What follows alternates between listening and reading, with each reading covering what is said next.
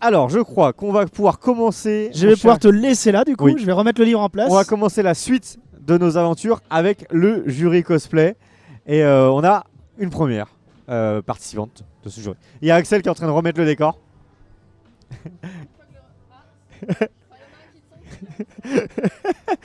Mais vas-y, installe-toi, je t'en prie.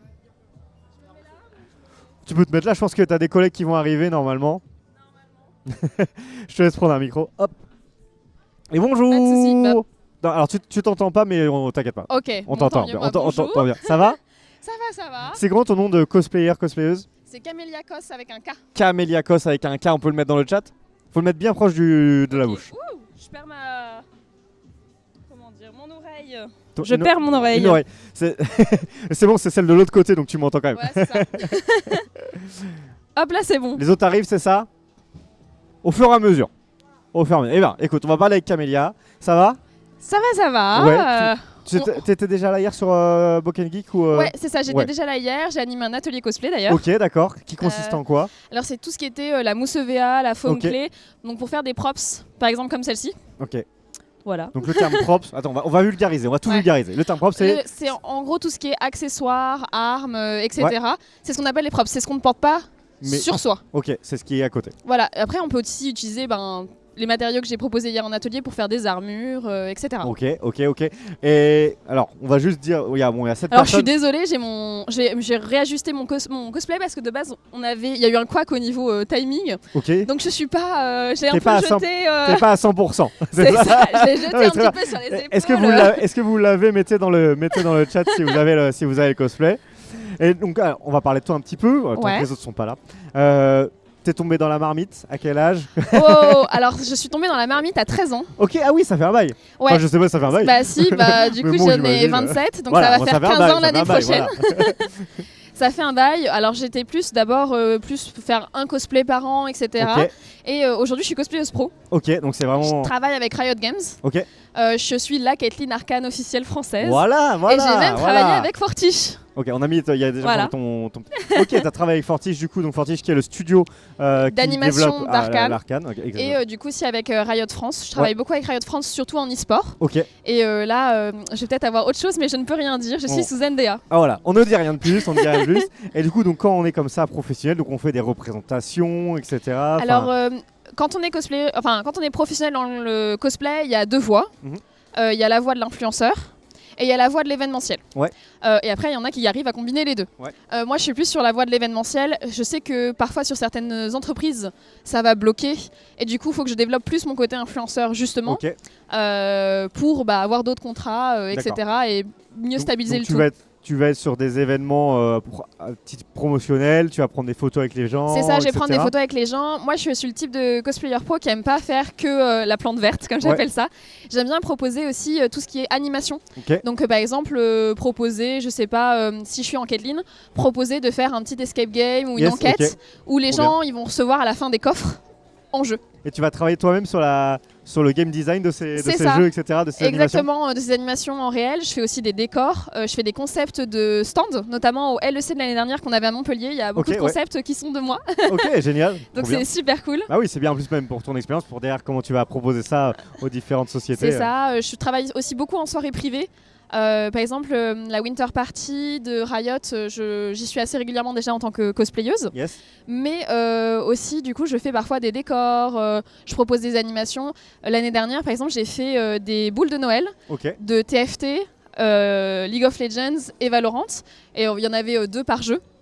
Du coup, il y en avait des un peu plus rares et les influenceurs, etc. Et tous les partenaires Riot sont repartis avec. Avec les boules, et il n'y en avait plus à la fin. Ils étaient trop contents. Et donc, comment tu t'es fait? Est-ce que t'as fait un cosplay de LoL avant et tu t'es fait repérer, ou est-ce que finalement ils se sont dit ok, peut-être que tu as le physique pour faire ce personnage-là et du coup on te propose ça et tu as fait d'autres cosplays? L'avantage de Riot par rapport à d'autres entreprises, il y a d'autres entreprises qui vont être vachement plus sur le physique. Riot, ils vont vraiment être sur la passion que tu as.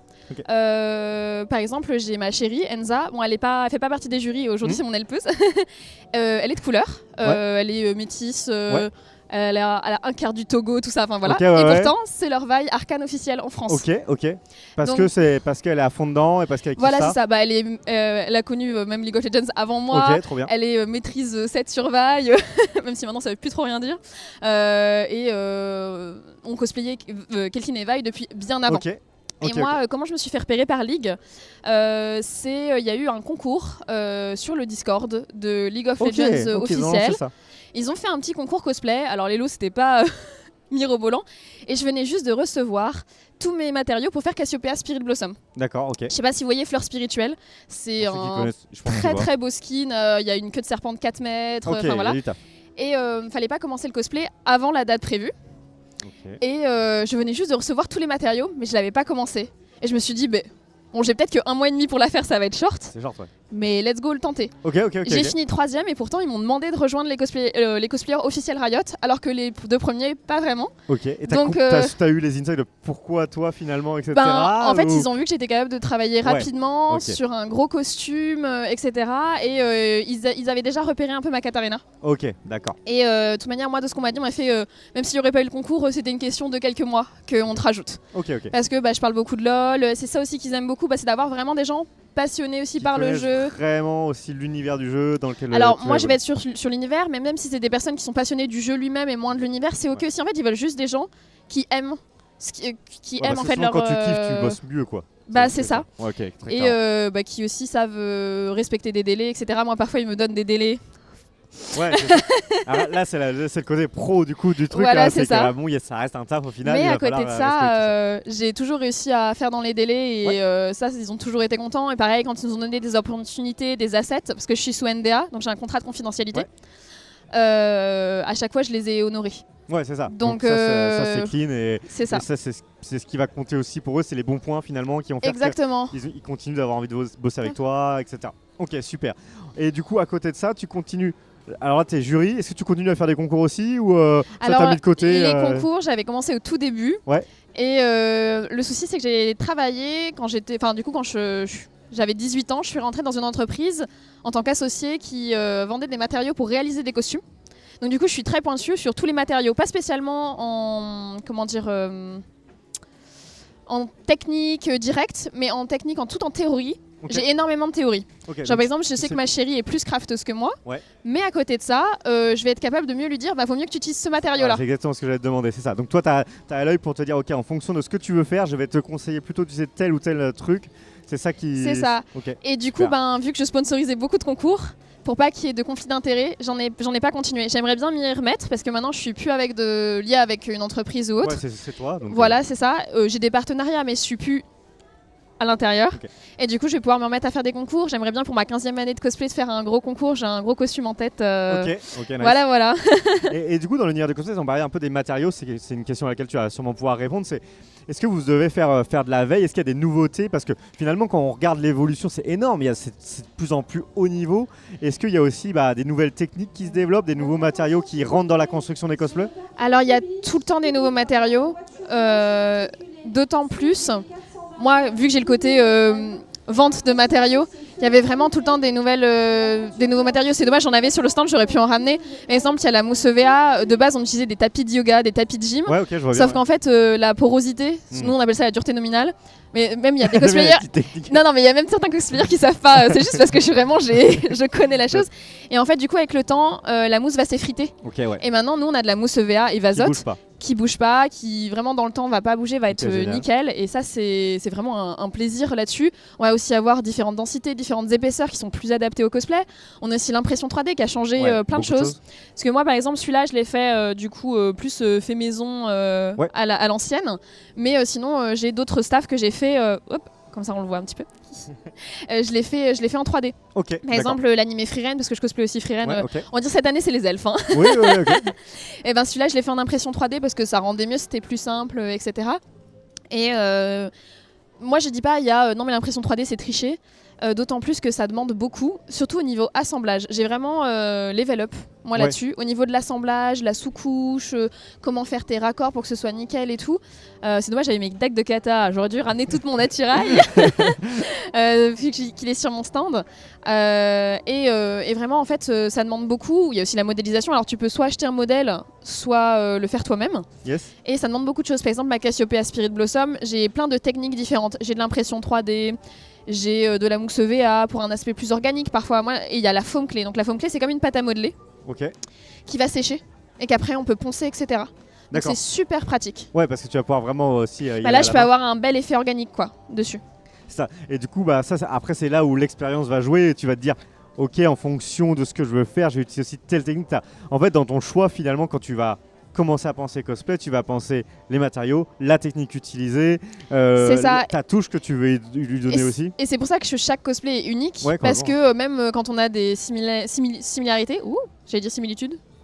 Je sais pas si les deux marchent. Pas lequel mot tu peux utiliser. Je crois que les deux marchent. Et on va parfois choisir des choses différentes. Moi, par exemple, je pense qu'il y a des personnes, il y a plein de façons de faire ce bâton-là. J'ai vu plein de tutos différents. Il y a personne qui l'a fait encore comme moi, mais parce que moi, j'ai préféré faire comme ça. Voilà, je trouvais que c'était mieux pour faire mes petits renforts, parce que c'est la deuxième fois que je le fais ce bâton. Pour faire mes petits renforts, j'ai décidé d'utiliser des petits fils de fer, etc. avant de le remettre, parce que les premiers se sont arrachés.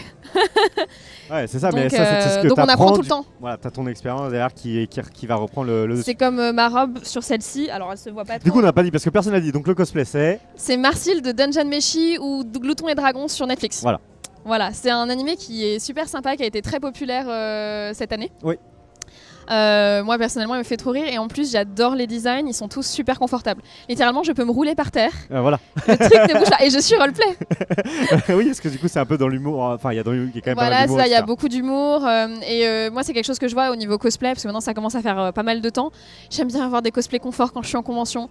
Je me suis trop enquiquinée à faire des cosplays super inconfortables. Donc quand je suis jury j'aime vraiment être tranquille, c'est ça, voilà. Okay. Pour en revenir du coup sur le concours. Donc là, hier il y avait un défilé libre, si j'ai bien compris. Aujourd'hui, il y a un concours. Combien de participants Je crois qu'il y a 13 participants en tout de ce que je me souviens au niveau de ce que j'ai vu, donc une douzaine à peu près. Donc vu que c'est du solo, c'est 1 minute 30 normalement par participant. C'est très codifié. Et vraiment, on se dit comme ça, mais c'est vraiment pas beaucoup 1 minute 30. Moi, c'est une des raisons pour lesquelles, si je veux refaire du concours, je vais plus me diriger vers le groupe.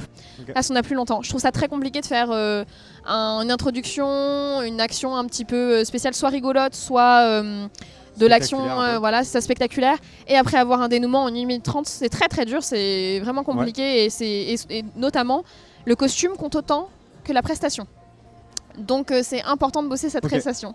Et du coup, toi, ce que tu vas beaucoup regarder, du coup, ta spécialité qui est quels ont été les matériaux utilisés et tout. Est-ce que moi, ça va être l'intelligence des matériaux utilisés, la pluridisciplinaire. Ouais, moi, je l'ai compris. Voilà, on s'est compris. Et aussi, moi, je regarde beaucoup le roleplay. Moi, je suis très roleplay parce que comme je fais beaucoup d'événements. Le roleplay, là, c'est hyper important parce que c'est très important. Quand tu bosses, ça on l'a pas dit tout à l'heure quand tu parlais de la partie professionnelle, c'est vraiment tu es le personnage. C'est à ça. Un instant T, pour les gens, tu dois être le personnage. Exactement. Tu n'es personne autre. Je suis pas Camélia, je suis le personnage quand je suis en événement pro et tout. Et bah surtout que si je fais une enquête ligne ou autre. Et puis je vois aussi il y a des personnages qui sont plus fun à roleplay pour les spectateurs. Je sais que j'aimerais bien faire Miss Fortune parce que j'avais fait Miss Fortune Battle Bunny. Et là les gens, je voyais le contact était vachement plus facile parce que j'ai tendance à faire beaucoup de persos austères. C'est pour ça aussi que je fais Marcil. Parce que c'est aussi plus simple avec le public. Je suis plus habituée aux méchantes de base. C'est sûr que le public, s'il te voit, du coup, il t'assimile du coup vraiment au personnage. Donc si le perso est austère, ils auront plus de mal à venir à ton contact. C'est ça, tout à fait. Allez, voilà. Il y a tes collègues qui arrivent. On va les accueillir. Les plus belles. On va pouvoir élargir le plan. Moi je m'appelle Deji du coup. Je fais du cosplay depuis environ 7 ans maintenant. Ok. Principalement de... Parle bien dans le micro pour qu'on soit sûr. Ok. Principalement de l'armure. Ok. Surtout. Mais je suis en train d'essayer de me diversifier sur beaucoup d'autres techniques parce que j'aime bien la multitechnicité en fait dans la réalisation des cosplays. Donc voilà. Ok, DJ, ça s'écrit juste... D-E-J-I. Ah, D-E-G. Comme ça, on va pouvoir le mettre. Bonjour. Bonjour, moi c'est Selkae. Je fais du cosplay depuis une dizaine d'années. Ouais. Et j'adore tester des nouvelles techniques. Ok. Donc que ce soit de l'armure, de la couture, Vous aimez bien. je fais tout. C'est le challenge finalement aussi, au bout d'un moment vous avez envie de toujours aller chercher un peu plus loin, aller chercher le challenge. On parlait un petit peu justement, j'ai posé la question de...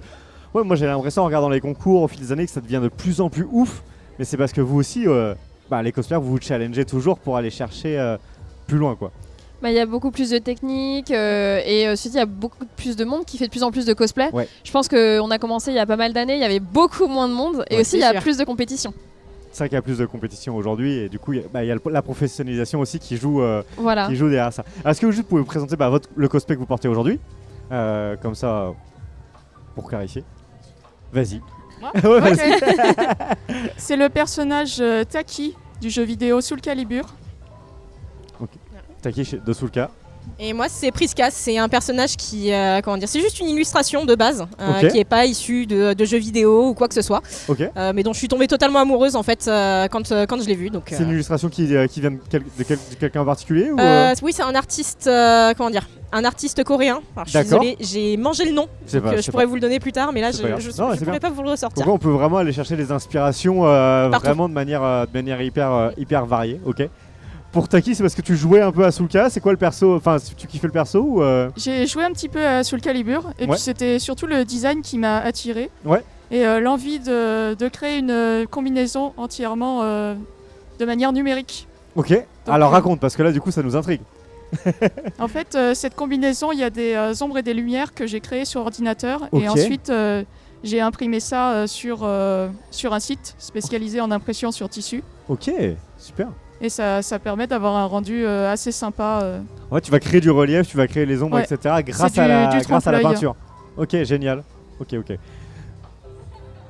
Toi, en termes des différentes techniques que tu as pu utiliser, Vas-y. Alors, sur celui-ci, c'est surtout des nouvelles techniques que j'ai utilisées, que j'ai apprises en fait pendant la réalisation surtout, à savoir la modélisation 3D et ensuite l'impression donc en PLA et en résine. Ok, voilà. D'accord. Et tu t'es équipé toi-même? Tu as bossé avec des gens qui sont déjà équipés J'ai bossé avec des amis qui sont équipés, dont un de mes amis qui est juste ici. Okay.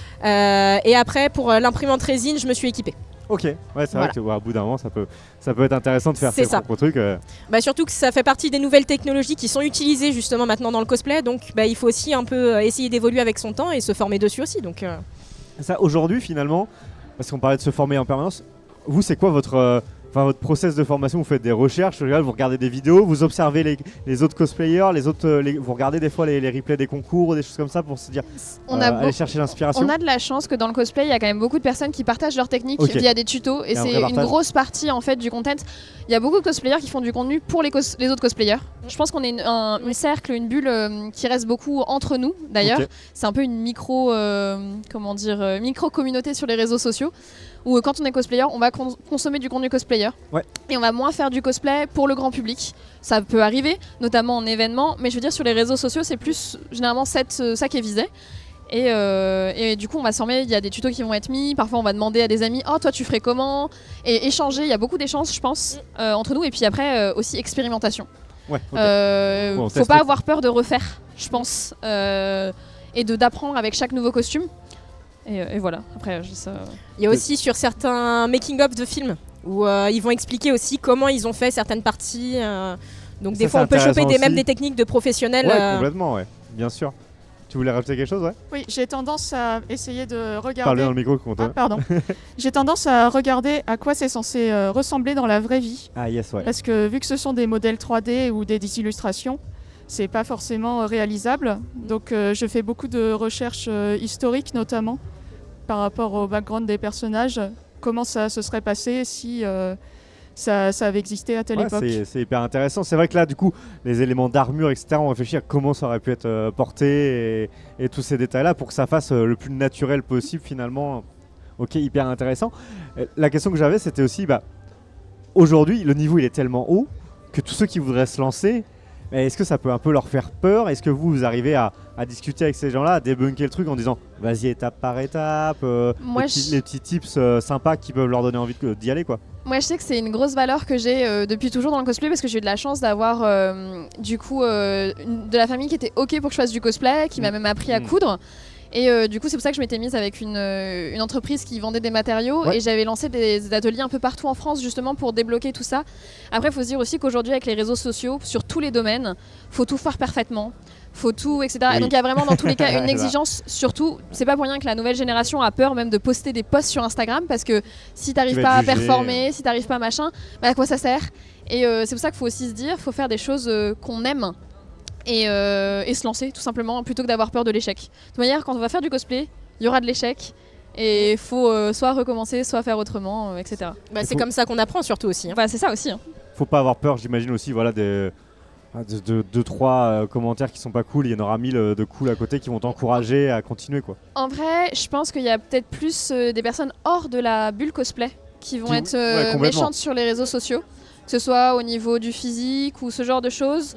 Mais sinon, je trouve que dans la bulle cosplay, on a réussi avec les années à avoir une communauté quand même qui est assez soudée là-dessus. Même si on s'aime pas parfois entre certains cosplayers, si on attaque sur le physique ou autre, on va se défendre là-dessus. Ok. Voilà. Après, c'est mon point de vue. Peut-être que vous avez un petit point de vue c'est vrai sur les nouveaux. On essaye d'inclure de plus en plus en fait tout le monde, peu importe que ce soit la couleur de peau, la morphologie, tout le monde peut faire du cosplay et même peu importe le niveau au final. Tout le monde commence quelque part, donc. C'est ça, il faut un début et puis après on apprend, on s'accompagne, on s'entraide. Exactement. C'est vrai qu'il y a beaucoup d'assauts aussi. Et puis ça dépend aussi pourquoi on fait du cosplay. Oui. Si tu fais du cosplay juste pour t'amuser, t'as pas besoin de te stresser, avoir un niveau de malade. On est bien d'accord, c'est vrai. Enfin, voilà. Tout à fait. Et surtout, faut pas se comparer aux autres.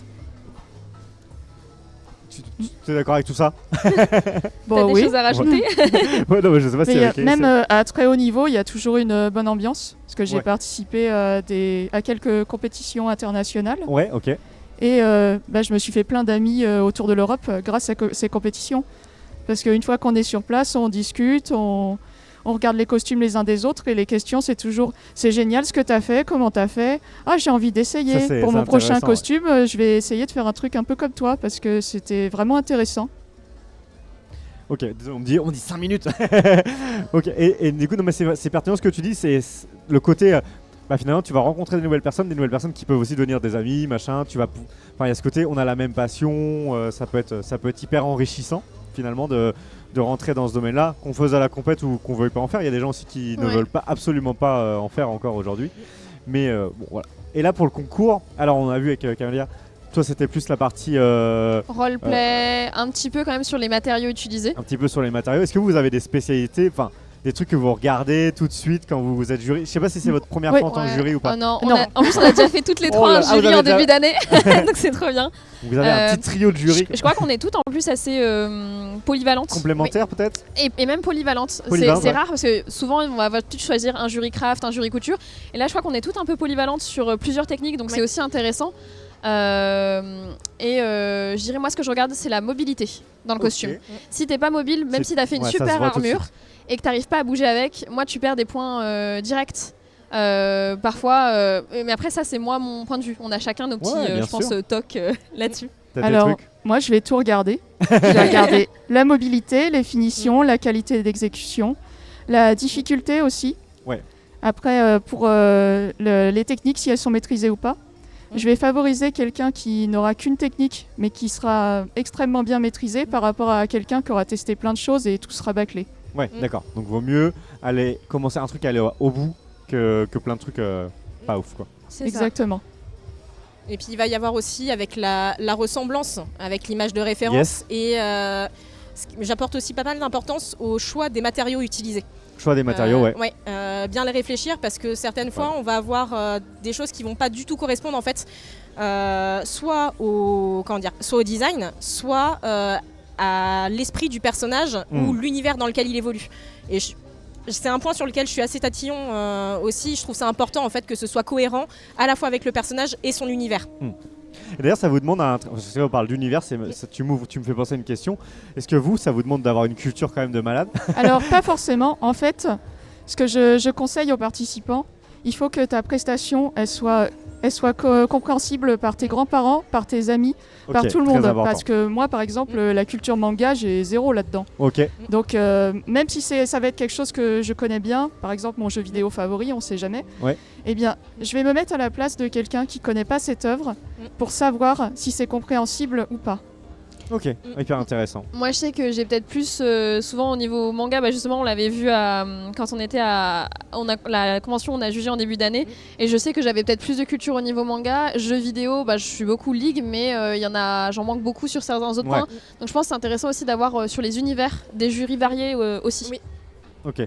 Même s'il faut le comprendre en tout, mais après, parfois on veut comprendre pourquoi la personne a fait ça plutôt qu'autre chose. On se dit c'est dommage, j'aurais peut-être dû faire ça et en fait au niveau du roleplay ça peut être intéressant. Et est-ce que du coup vous restez vraiment dans votre bulle en tant que jury ou est-ce que s'il y en a un qui connaît un peu mieux un univers peut aussi donner un élément d'information pour aider la compréhension à un autre jury? Alors on va parler entre nous mais après c'est à nous de voir aussi si on veut le prendre en compte ou pas. On va pas se forcer à si on n'est quand même pas d'accord, on respecte les choix des uns des autres, c'est important je trouve aussi. Oui.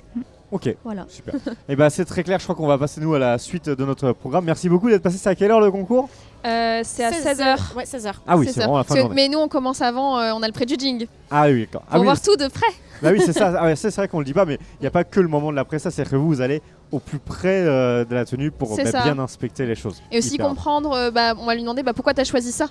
Aussi, c'est aussi à eux de nous expliquer leurs choix et qui fassent sens au niveau du roleplay. Ok, trop cool. Et ils ont que 5 minutes. 5 minutes, c'est pas beaucoup. C'est court. J'espère que vous allez bien vous éclater en tout cas, parce que je pense que c'est quand même un bon moment à passer. Donc kiffez bien et puis très bonne deuxième journée de Bogey. Merci beaucoup d'être venu en plateau et à très bientôt.